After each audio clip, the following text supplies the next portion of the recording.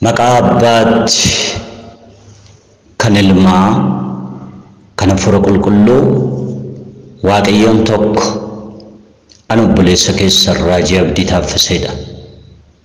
Qulqulloonni nagaan Waaqayyo karaa Ilma isaa Gooftaa keenya Fayyisaa keenya Yesuus Kiristoosiin isiniif baay'atu. Shaloom. Jireenya waaqeffannaaf bu'aa isaa mata duree durattan dubbadha.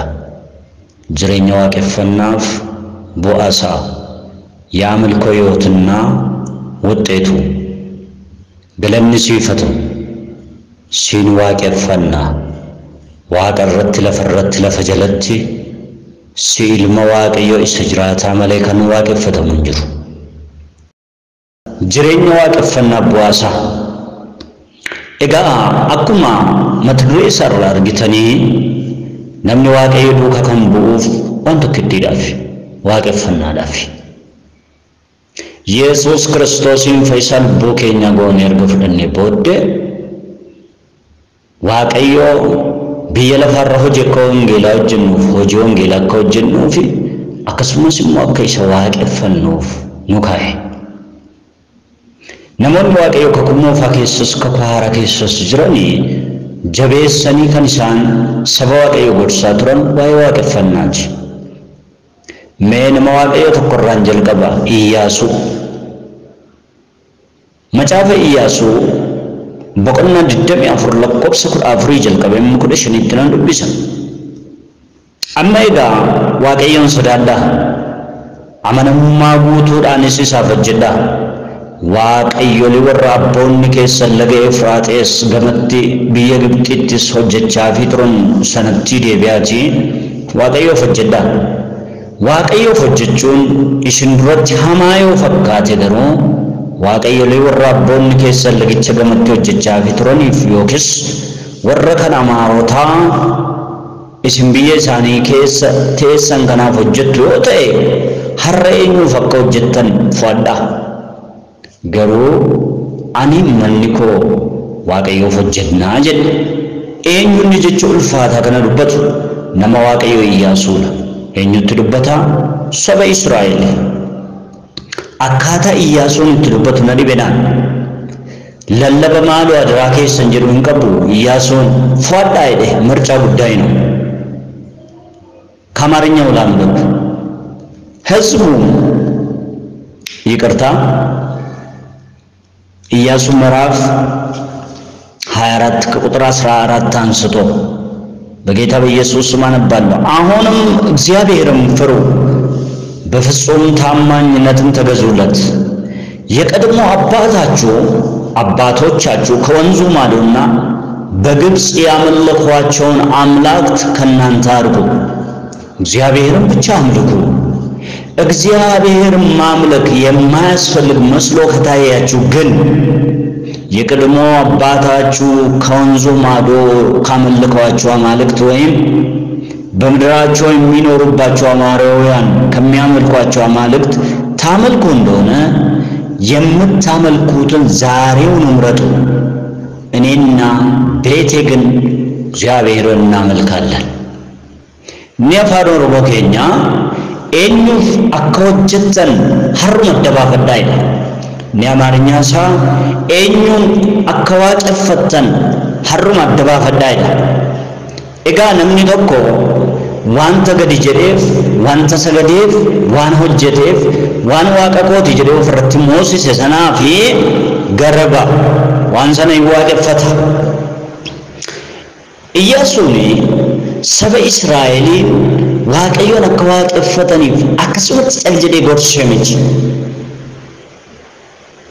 Iyyaasuu dura namni Waaqayyo Museen akkuma kana seera keessa deebii boqonnaa 6 lakkoofsa 13 jalqabee hamma 14tti Museen saba Israa'elii waan inni gorse keessaa inni guddaan tokko waa'ee waaqeffannaati. Andubbisa keessa deebii boqonnaa 6 lakkoofsa 13 jalqabee hamma 14tti ati Waaqayyoon Gooftaa kee sodaadhu, isaafis hojjedhu, maqaa isaatiinis kadhadhu. Ati waaqayyolii biraa yookiin waaqayyolii isa warra naannoo kee jiranii hin waaqessin. Waaqayyo Gooftaan kee inni si gidduu jiru kuni Waaqayyo hinaafaa waan ta'eef eekkamsi waaqayyo gooftaa keetii si irratti akka hin buunetti inni irra lafaa irraa akkas hin balleessinetti of eeggadhu. waaqayyooli kan biraa akka waaqessinetti of eeggadhu. ati waaqayyooli biraa hin waaqessin. saba warra naannoo kee jiran keessatti waan waaqeffatamutu jira. kiristiyaanni saba naannoo isaa jiru keessa addaan kan bahedha waaqayyoof. tarii warri naannoo kee jiran gosa isaa waaqeffata, warri naannoo kee jiran afaan isaa waaqeffata, warri naannoo kee jiran ganda isaa waaqeffata, warri naannoo kee jiran maallaqa kan waaqessu jira, warri naannoo kee jiran qaalluu kan waaqessu jira, warri naannoo kee jiru waaqa tolfamaa kan waaqessu jira, warri naannoo kee jiru aadaa kan waaqessu jira. kiristiyaanni waaqayyoon waaqessuudhaaf kan addaan bahedha. baashee kaataara waaqayyoon qofa waaqeffadhu. har'a ati waaqayyo gooftaa kee sodaadhu, isaaf hojjedhu, maqaa isaatiinis kakadhu. ati waaqayyoolii kan biraa waaqayyoolii saba warra naannoo kee jiranitti waaqessin. waaqayyo gooftaa kee inni si gidduu jiru waaqayyo hinaafu waan ta'eef eekkamsi waaqayyo gooftaa keetii sirratti akka hin bobaanetti inni irra lafaarraa akkas hin balleessinetti of eeggadhu. waaqeffannaan waan salphaa miti obboleeyyan. ኢየሱስ ክርስቶስ ጌታ waaqayyo waaqa qofatu waaqeffama. biyya lafaa kana irratti osooti waaqeffatte na waaqeffadhu kan jedhu lakkoobsan qabu. akkati waaqeffattu biyyi lafaa ulaagaa baay'ee baafteetti. namoonni tokko tokko garmalee achi darbanii waaqayyo alatti waan biraa waaqessu. waaqayyo alatti waan biraa akkati waaqessitu waaqayyoon barbaadu. Museen waa'ee waaqeffannaa kana calluma jedhee saba sanatti hima miti. macaafa qulqulluu yoo ilaaltanii Museen erga du'atti dhiyaatee booddee saba sanatti yeroo addaan ba'uuf jedhu gorsa guddaan ni gorsa sabni sun waaqayyoon akka waaqeffatu. Iyyaasuun isa akkuma kana. macaafa Iyyaasuu boqonnaa 23 lakkoofsa 14 yoo ilaaltanii Iyyaasuun yeroon itti gara abboota kootti sassaabamu yookiin yeroon itti deemuudhaaf jedhu ga'eera. kunoo har'a akkuma namoota biyya lafaarra jiran hundumaa anis godaanuu kooti akka jechuun maal jechuudha? gara gooftaa kootii nan dhaqa. garuu saba sanaaf waan tokko dhiisee deemuu barbaade osoo hin deemin dura. innoma inni waaqeffadha seedu. eenyuun? waaqayyo qofa seedu jala mura. isayyuu Iyyaasuun akkaataan itti dubbateetu na dhiba. ማንን እንደምታመልኩ ዛሬውኑ ምረጡ። ምርጫ ነው። እግዚአብሔርን ታመልኩ እንደሆነ ወይ ደግሞ የቀድሞ ትኖሩበት የነበረ ምድር የሚያመልኩትን ባዕድ አምላክ ታመልኩ እንደሆነ ምረጡ።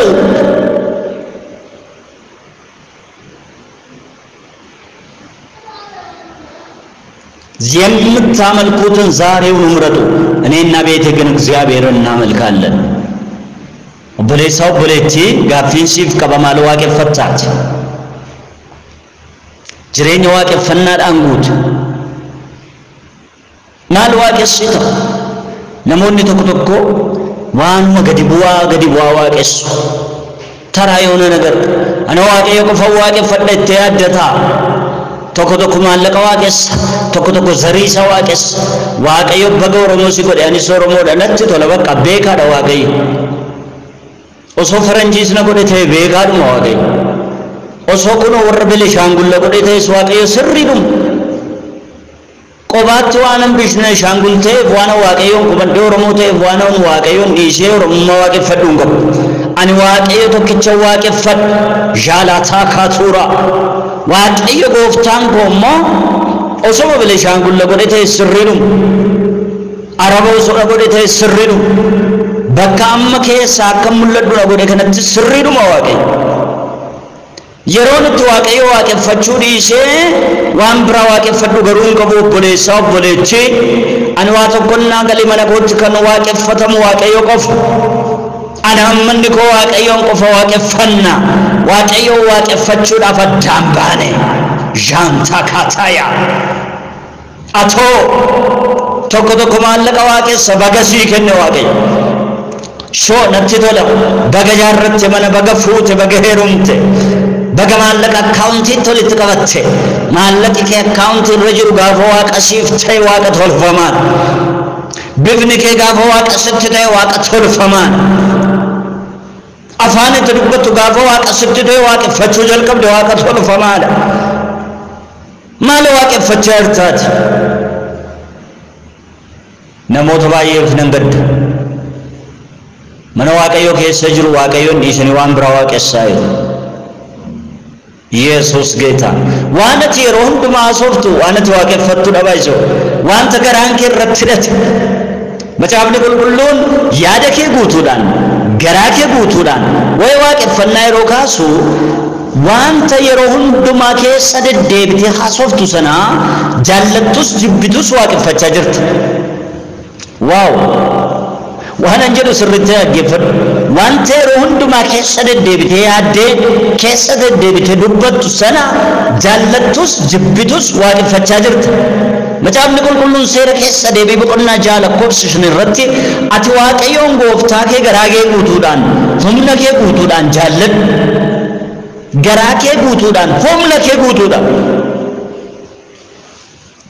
مفارفنا تكو إسنا فيرين قرل اللبا كوتيش انديبس يسوس كريستوس جيتا واقعي قفت واقف فما بليسا بليتي مال واقف فچار سلامنا كيت جرينة كي ست مال واقف فچاجرت واقعي قفت واقف فما واقعي يوم غرا بوتودان يادا كي بوتودان قلبي كي بوتودان يسوس كريستوس جيتا وان برا وان واقف فتوسن فرافجيس واقعي قفت واقف فما واقعي قفت والكقبما واقعي قفت يسوع كريستوس جيتا يسوع كريستوس غوفتار مجاب نقول كلون مجاب هي سوبكنا دم يفر لكوب سكر افريج الكبيكم دبتو اكنا دي ياسون اميغا واقعيون سدادا دي أمانهم ما قوتوا دانيس سافو جدا ده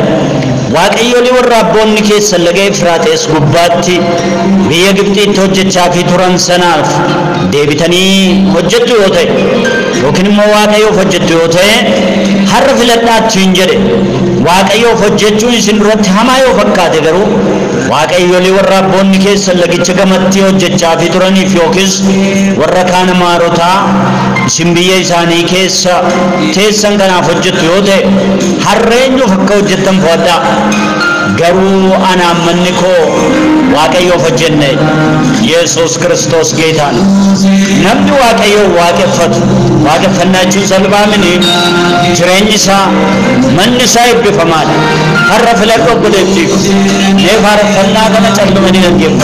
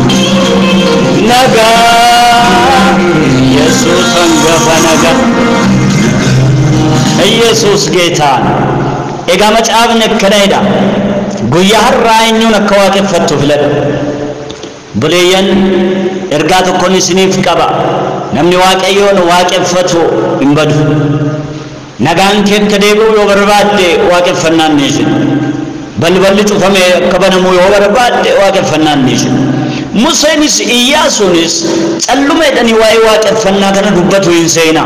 Museeni argamu Waaqayyoo keessatti Waaqayyoo ofii isaatiin itti mul'ate Waaqayyoo abboota keetii ana jedhee ergatti of himee booddee ulfina Waaqayyoo arge.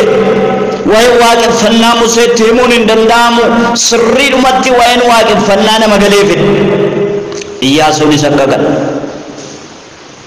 Iyyaasuuf Musee qofamini Saamu'eeliin yoo ilaaltan macaafa Saamu'eel isa duraa boqonnaa 12 lakkoofsa 23 kaasee amma 24tti waa'ee waaqeffannaa kana saba Israa'el yeroo inni jabeessee gorsuu argina.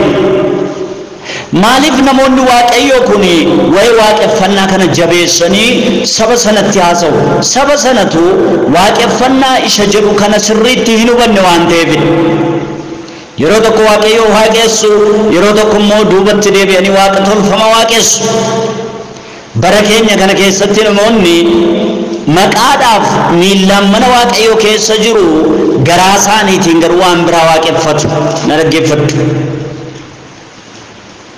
Maal akkati waaqessitu haasaa kee yeroo hundumaarraan sirriitti beekan.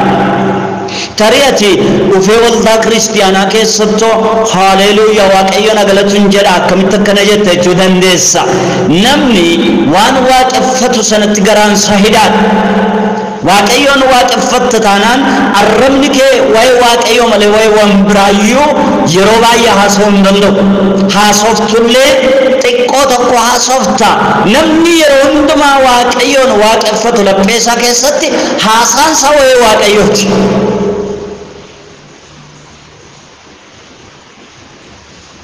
Macaafa Saamu'eel isa duraa boqonnaa 12 lakkoofsa 23 hamma 24tti maqaa gooftaa maqaa Yesuus Kiristoosiin nan dubbisa. Ani karaa gaarii isa qajeelaa isin nan barsiisa. Isiniif kadhachuu dhiisuudhaanis Waaqayyoo duratti cubbuu hojjechuun immoo anarraa fagaatu. Mee wanta gurguddaa Waaqayyoo isiniif godhe yaaddaa. Isa duwwaa sodaadhaa. Amanamummaadhaanis garaa keessan guutuudhaan isaaf hojjedhaa. Wanta hamaa hojjechuu yoo dhiiftan itti fuftan garuu isin mootiin keessanis raawwattanii hin baddusi ittiin jedhu. Mee wanta Waaqayyo gooftaan keessan isiniif godhe sana immoo yaadadhaa jedhe. Eenyuun kan immoo haasa'u raajicha Saamu'eel. Isa qofaaf hojjedhaa yookiin immoo isa qofa waaqessaa jechuudha. Sila maal jedheera? Isaaf hojjechuu, isaaf waaqessuu.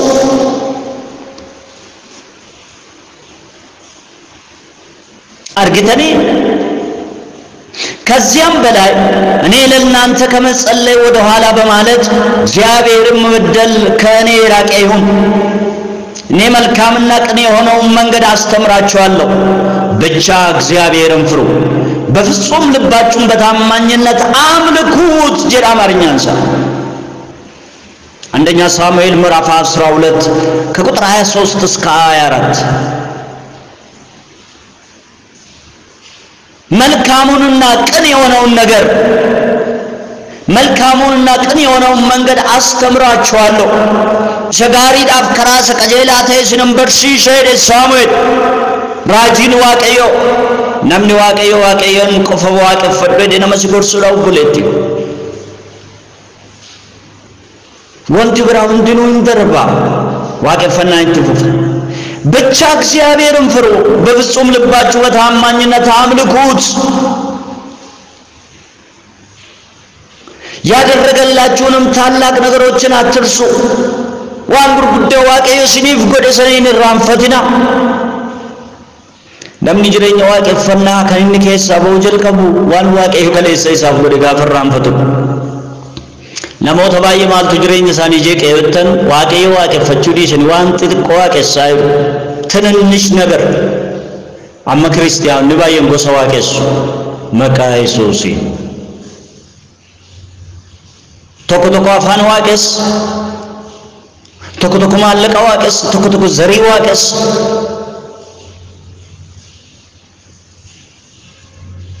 anamma dhugaan sitti ma wallagatti dhalachuu kootti waamti natti dabalu sin jiru wanti narraa irratu sin jiru achitti waan an dhaladheef jecha istaarii sin ta'u nama gadi sin namoo bakka Benishaangulii waan addana godhan jiru warra gurraacha jiru warra koonsoo jiru isaaniinis waaqayyo akka bifa isaa fakkaatti isaatti uummate anas kalas waan ittiin isaan caale waan ittiin isaanii gadi ta'us immoo jiru nama bakka yaanni garaa koo qajeelaa yoo ta'e immoo namoota kan biraarra nama wayyaanta namoota kan biraarra nama yaada qajeelaa qabuun ta'a kanaachi shawaatti dhalachuu keetiin hangafa taate wallaggatti dhalachuu kee nama gadi sin taatu namoonni mata duree akkasii fuutanii feesbuukitti baatanii nama burjaajeessitan deebii waaqayyoon waaqessidhiisi jaalataa kaatuura kan nama olii sin jiru kan nama gadi sin jiru namni nama immoo maal tadda godha yoo itti yaada isaa qalbii isaa isa jallaa yookiin qalbii isaa isa qajeelaa waaqayyo yeroo si ilaalu garbicha koo qajeelaadha yaada garaa kee ilaale malee wallaggatti naa dhalate garbichi koo jedhu waaqayyo Yesuus geeta namoonni ofuma waan gadi bubu'aa akkasiin fuutanii feesbuukitti yaatan deebii jaalataa kaatuura Yesuus geeta no summa daalli waaqayyo miti madaalliin waaqayyo waan tokkodha garbichi koo yaada garaa koo isaan yaadu qaba osoo namni biyyaan oola ta'emmaa Israa'el tola ture Israa'el Yihuudoonni guutummaa guututti raajonni achi ba'an hawaariyaatonni achi ba'an gooftaan keenya fayyisaan keenya Yesuus Kiristoos achi ba'e seerri macaafa qulqulluu achitti kenname karaan fayyina kallattii sanaan himame baay'een isaanii garuu dukkana keessa yeroo obboleessaa ittiin dhaaddachuudha yoo ta'e isaan sanyii Abrahaam sanyii Yisihaaq sanyii Yaaqoob hin oolchine sun Janta katura Beresa devi bifa waaqessin afaan waaqessin gosa waaqessin waaqayyo waaqa jiraata qofa waaqeffatama ima shekatara Yesus Kristos geetaan waan sammuu kee irratti guddaa fakkaate baay'ee waaqessaa jirta ni sammuu kee irratti olaantummaa godhate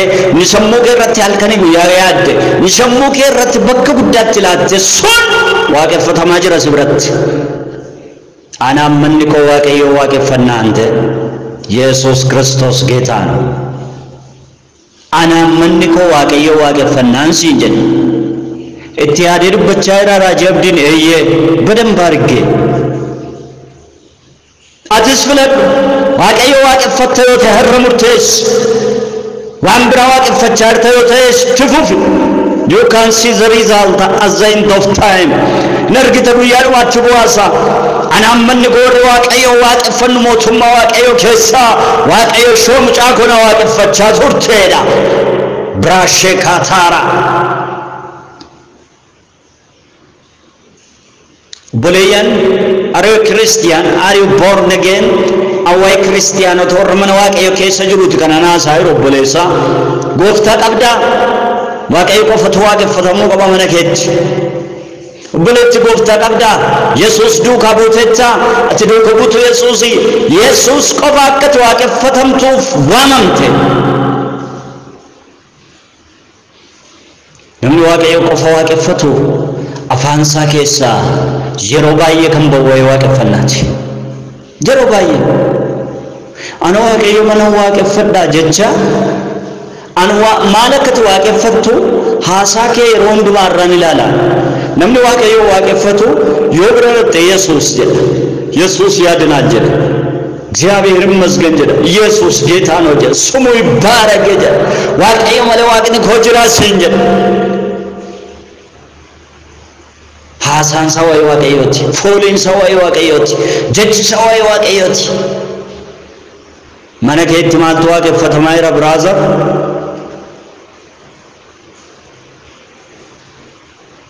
Facebook keetti maaltu waaqeffatamaa jira brother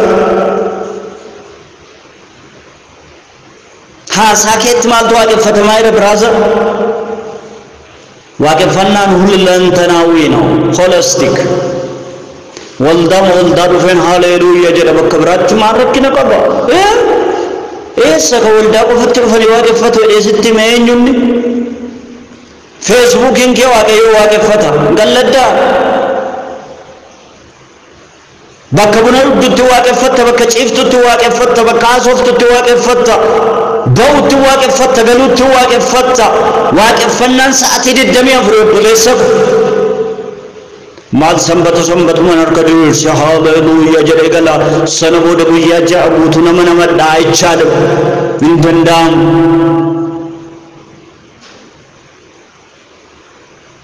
waaqeffannaan keenya sa'atii 24 namni waaqayyo waaqeffatu waan bira haasa'utti yeroo yuun qabu ስለ ጌታው ነው የሚያወራው ኢየሱስ ክርስቶስ ያድናል ዋን ብራም ዋን ነመፈየዱ ዮቴሞ አካታ እኒ ነሞተ ከምብራት ፈየዱ ዱበታ ማልዋቄ ፈታ አተባፈድ በደያሱ አና መንኮ ዋቄዮ ዋቄ ፈነደ ሰብኒ እስራኤል ሰበረክሶ ቱረን